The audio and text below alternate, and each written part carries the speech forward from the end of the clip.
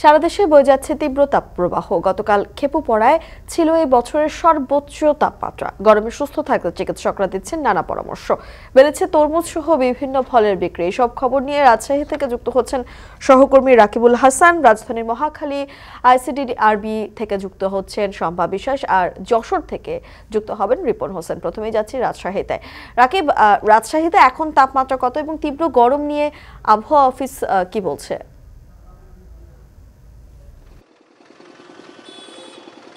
আসলে রাজশাহীতে আবহাওয়ার মন বোঝা বেশ দায়ী, কেননা কিছুক্ষণ আগে আমরা যেই একেবারে মাঝারি একটা তাপদাহ দেখছিলাম, এখন কিন্তু আকাশে মেঘ এসেছে এবং এখন আমি ঠিক অনুভব করতে পারছি যে কয়েক ফোঁটা বৃষ্টিও পড়ছে। এটি হয়তো ঝমঝমিয়ে বৃষ্টি আসলে খানিকটা স্বস্তি পাবে নগরবাসী। তবে এক্ষেত্রে যেটি আমরা আসলে সকাল থেকেই দেখছিলাম যে তাপমাত্রা ক্রমশই বাড়ছিল।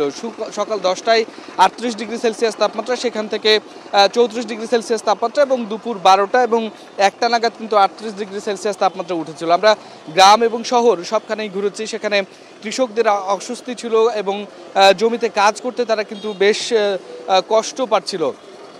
এবং নগরে যে পাকা রাস্তা, সেখানে যে মরিচিকা এবং তার মধ্যে যে খেটে খাওয়া মানুষদের যে দুর্বিষহ একটা অবস্থা হয়েছিল, এখন কিন্তু খানিকটা স্বস্তি এসেছে। তবে আবহাওয়া অফিস যেটি বলছে যে সকালের দিকে 41% যে আর্দ্রতা ছিল সেটি এখন বেড়েছে, যার কারণে আকাশে মেঘ এবং এই আর্দ্রতা বৃদ্ধি পাওয়ার কারণে কিন্তু মানুষের শরীর ঘামছে এবং ভ্যাপসা যে গরম, সেখানে খানিকটা অস্বস্তিতে এখনও পর্যন্ত আসলে নগরবাসী আছে। এ কারণে আমরা যেটি দেখছি, বিশেষ করে ডাব বা ঠান্ডা পানি অথবা আখের রস, সেই দোকানগুলো কিন্তু ভিড় বাড়ছে এবং এখন কিন্তু নগরবাসী কিন্তু সেটি পান করে খানিকটা আসলে এই গরমের অস্বস্তি থেকে বাঁচার চেষ্টা করছে।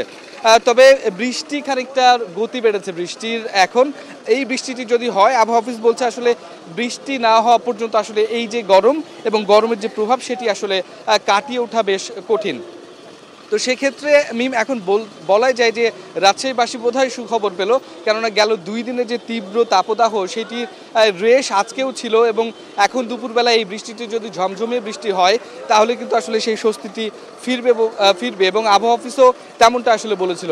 এবং সেক্ষেত্রে আমরা আসলে যেটি লক্ষ্য করছি যে রাজশাহীর যে তাপমাত্রা, সেটি গেল কয়েকদিনে সকাল থেকে 34 ডিগ্রি সেলসিয়াস এবং গতকালকে 39.4 ডিগ্রি সেলসিয়াস পর্যন্ত গেছে, অর্থাৎ 40 ডিগ্রি হলে কিন্তু সেটি তীব্র থেকে তীব্রতর যেত। এবং আজকের কিন্তু আবহাওয়া অফিসের একটা শঙ্কা ছিল যে এটি হয়তো 40 পার করবে। তবে এখন যে পরিস্থিতি তাতে মনে হচ্ছে যে নগরবাসী খানিকটা স্বস্তি পেতে যাচ্ছে এবং এই যে বৃষ্টি হওয়ার যে সম্ভাবনা, সেটি যদি হয় তাহলে আরও বেশি আসলে স্বস্তি আসবে রাজশাহীর এই নগরবাসীর জীবনে এবং গ্রামের দিকেও। তো সেক্ষেত্রে এখন নগরবাসী প্রত্যাশাই করছে যে বৃষ্টিটি হোক। তবে আবহাওয়ার যে অবস্থা, সেটি যদি এই বৃষ্টির পরও যদি আকাশে মেঘ না থাকে, তাহলে কিন্তু আসলে গরমের যে তীব্রতা বা ভ্যাপসা যে অবস্থাটা, সেটি কিন্তু বজায় থাকবে রাজশাহীতে। তো এই ছিল আমার কাছে সর্বশেষ। এবারে আমরা যাব রাজধানী মহাখালীর আইসিডিআরবি হাসপাতাল রয়েছেন শম্পা বিশ্বাস, তার কাছে। শম্পা, গরমে হাসপাতালে রোগীর চাপ কেমন দেখছেন এবং বিশেষ করে শিশুদেরকে চিকিৎসকরা কি পরামর্শ দিচ্ছেন?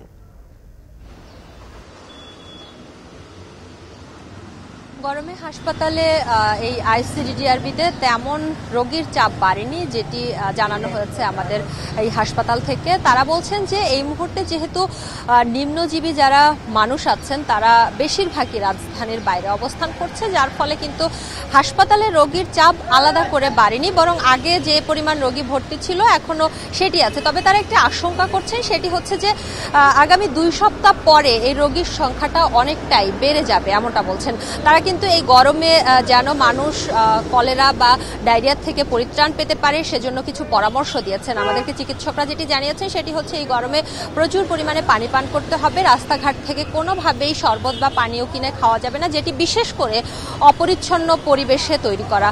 তবে সাথে পানি বা স্যালাইন বা অন্য কোনো পানীয় আসলে রাখা যেতে পারে, সেটিও অবশ্যই পরিষ্কার পাত্রে হতে হবে এবং এটি নিশ্চিত থাকতে হবে যে এই পানিটি বা এই পানীয়টি আসলে অনেকটাই বলা বলা চলে যে জীবাণুমুক্ত, তাহলেই এই ডায়রিয়া থেকে রক্ষা পেতে পারবে মানুষজন, এটি আমাদের হাসপাতাল থেকে চিকিৎসকরা জানিয়েছেন। পাশাপাশি যদি একটু গরমের পরিস্থিতি জানাই, আজকে কিন্তু আমরা দেখেছি যে দেশে গতকাল যে সর্বোচ্চ তাপমাত্রা ছিল 40 ডিগ্রির উপরে, এটি ছিল পটুয়াখালীতে। সেই তাপমাত্রা কিন্তু আবহাওয়া অফিস বলছে যে 20 তারিখের পরে, অর্থাৎ এপ্রিলের 20 তারিখের পরে আরও বেড়ে যাবে এবং এই এপ্রিলের 20 তারিখের আগ পর্যন্ত মোটামুটি এখন যে তাপমাত্রাটি রয়েছে এমনটাই বিরাজ করবে। সেই সাথে আবহাওয়া অফিস বলেছে যে এই গরমে মানুষ সাধারণত বৃষ্টির অপেক্ষায় থাকে, তবে এই মাসে এখন পর্যন্ত কোনো বৃষ্টিপাতের সম্ভাবনা নেই। পাশাপাশি বলা হয়েছে যে কোনো ধরনের বড় কালবৈশাখী ঝড়েরও কোনো সম্ভাবনা আসলে এখনো পর্যন্ত নেই। যে সেই সাথে বলা হয়েছে যে সিলেটে ছোট করে একটি কালবৈশাখী বয়ে যেতে পারে, তবে সেটিও এখনো নিশ্চিত নয় এবং সেটি যদি হয়ও সেটি অনেকটাই ছোট পরিসরে হবে, যার প্রভাব আসলে গরমের ক্ষেত্রে খুব একটা পড়বে না, অর্থাৎ গরমের যে তাপমাত্রা সেটি কিছুতেই কমবে না। আরেকটু যদি হাসপাতালের প্রসঙ্গে ফিরে আসি তাহলে জানাতে চাই যে আমরা শিশু হাসপাতালেও খোঁজ নিয়েছি, সেখানেও কিন্তু বলা হয়েছে যে শিশুদের সংখ্যা খুব একটা বাড়েনি, কিন্তু এই গরমে শিশুরাই বেশি আক্রান্ত হতে পারে ডায়রিয়া সহ বিভিন্ন পানিবাহিত রোগ যেটি আছে সেটিতে, যার ফলে তাদের একটি ঝুঁকি কিন্তু রয়েছে। এক্ষেত্রে বিশেষজ্ঞদের পরামর্শ যেন কোনোভাবেই রাস্তাঘাট থেকে, যেহেতু মানুষের গরমে পিপাসা পেয়ে থাকে, কোনোভাবেই অস্বাস্থ্যকর পরিবেশের কোনো পানীয় কেউ গ্রহণ না করে। এই ছিল আমার কাছে রাজধানীর মহাখালী থেকে আইসিডিডিআর গেট থেকে সবশেষ গরমের এবং হাসপাতালের রোগীর তথ্য। এবারে আমরা যাব যশোরের সহকর্মী রিপনের কাছে। রিপন, গরমের কারণে গ্রীষ্মকালীন ফলের বেচা বিক্রি কেমন বেড়েছে? ধন্যবাদ আপনাকে। আসলে কিছুদিন আগে আমরা দেখেছিলাম যে বিশেষ করে এই যে তরমুজের দামটা কিছু কম ছিল, তবে এখন আবার দাম বেড়েছে এবং মানুষের চাহিদাও বেড়েছে। আমি রয়েছি যশোরের যে রূপদিয়া বাজার রয়েছে, সেই রূপদিয়া বাজারে যে পাইকারি হাট রয়েছে, এই হাটে তরমুজ বিক্রি হয়ে থাকে। প্রতিদিন 10 থেকে 15 গাড়ি পর্যন্ত তরমুজ এই বাজারে বিক্রি হয়ে থাকে। বিভিন্ন জায়গা থেকে তরমুজ আসে, বিশেষ করে খুলনার কয়রা, বিভিন্ন স্থান থেকে এখানে তরমুজ, আবার এখান থেকে গাড়ি থেকে বিভিন্ন স্থানে বিক্রি হয়। মূলত এটি পাইকারি বাজার, এখানে তরমুজের চাহিদা রয়েছে। আমরা যারা ব্যবসায়ী রয়েছে তাদের সাথে কথা বলেছিলাম, তারা যেটি জানিয়েছেন একটি তরমুজ সাইজ ভেজে 25 টাকা থেকে শুরু করে 250 থেকে 270 টাকা পর্যন্ত তারা বিক্রি করছেন এবং কিছুদিন আগেও এই তরমুজের কিন্তু এত চাহিদা ছিল না, বিশেষ করে ঈদ এবং যে পয়লা বৈশাখের কারণে কিছুটা চাহিদা কম ছিল। তার পরবর্তীতে আবার চাহিদা বেড়েছে, সাথে সাথে গরমও বেড়েছে, সে কারণে এই ফলগুলোর চাহিদা বেড়েছে। তরমুজ সাধারণত বিভিন্ন স্থানে এখান থেকে যেয়ে থাকে এবং এই বাজার থেকে প্রতিদিন প্রায় 1/2 কোটি টাকার বিক্রি হয়ে থাকে, এখানকার যারা ব্যবসা রয়েছেন তারা আমাদের জানিয়েছেন। তো দিন গেলে কিন্তু এই তরমুজের চাহিদাটা বাড়ছেন। এখন যে বাজারে যে তরমুজগুলো রয়েছে সাইজে কিছুটা ছোট হলেও তারা বলছেন যে এটি খেতে সুস্বাদু এবং যে মিষ্টিতা সেটি বেশি রয়েছে এবং সামনের দিনগুলোতে তরমুজের চাহিদা আরো বাড়বে, যে এমনটি জানিয়েছেন এখানকার যারা ব্যবসায়ী রয়েছেন। তো এই ব্যবসায়ীরা বলছেন যে এখানে প্রায় 70 থেকে 80 জন শ্রমিক কাজ করে এই ব্যবসাকে কেন্দ্র করে এবং এই যে আড়তগুলো রয়েছে এই আড়তগুলো প্রায় 20টি মতো আড়ত রয়েছে। এই আড়তে তরমুজ তারা বিক্রি করে থাকেন। মূলত ভোর রাত থেকে এই বিক্রিটা শুরু হয় এবং সারা দিন এটি চলে।